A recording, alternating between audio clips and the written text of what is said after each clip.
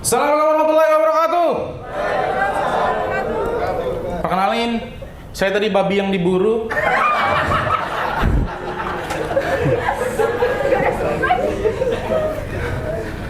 Kenalin teman-teman, nama aku Faisal dan aku dari Sampit. Sebagai orang gendut itu berbeda dengan orang normal itu hal yang pasti. Salah satunya adalah pakaian gitu. Karena yang paling penting bagi orang gendut itu adalah cuma satu. Yang penting muat. Karena percuma style bagus, warna serasi, tulisannya keren, tapi pas dipakai jadi crop top. Ya Allah. Orang pakai crop top kelihatan pusatnya, aku pakai crop top kelihatan gendutnya, Bang. Karena jujur gitu, kalau misalkan cari ukuran pakaian buat aku tuh susah banget. Gak semua merek ada. Apalagi kalau misalkan kita cari di e-commerce. Toko Bumi. Nah, itu adanya butterscotch. Contohnya kalau misalnya kita cari di Shopee gitu, scroll-scroll di merek ini nggak ada, scroll-scroll di merek ini habis. Kalinya ada mereknya Wadimor. Disuruh pakai sarung. Makanya di rumahku tuh lebih banyak sarung ketimbang sholat. Astagfirullah. Mohon maaf.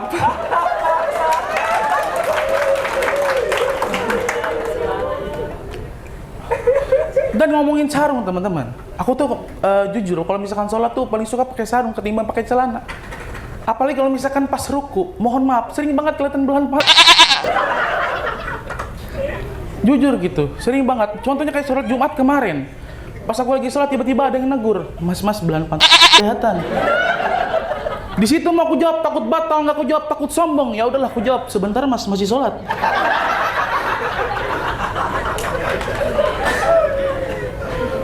Untungnya itu sholat Jumat teman-teman, cuma 2 rakaat, bayangin sholat tarawih 11 rakaat. Kasihan mas-masnya, 6 kali negur, 5 kalinya ngeluh. Waduh, nggak ada belahan lain nih.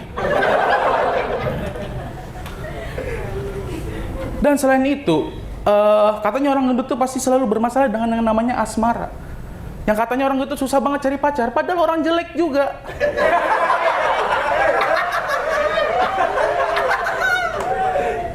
Apalagi kalau misalkan sudah gendut ditambah jelek, sudah seharusnya download Tinder.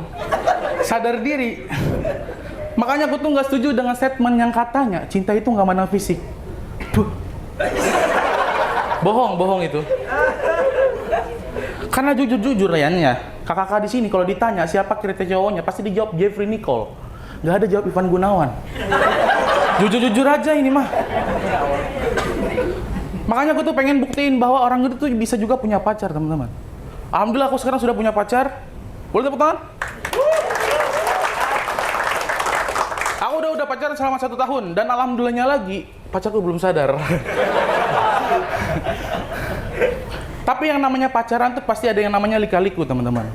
Soalnya kalau orang jatuh itu luka-luka. Ya.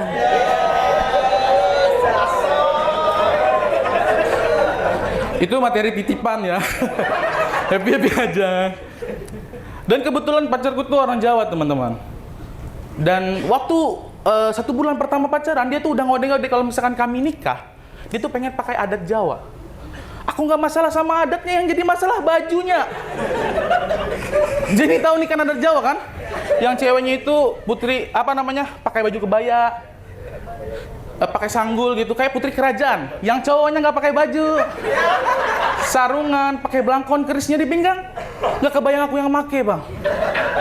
Nggak pakai baju, sarungan, pakai belangkon keris di pinggang, pas lihat cermin, waduh Gajah Mada.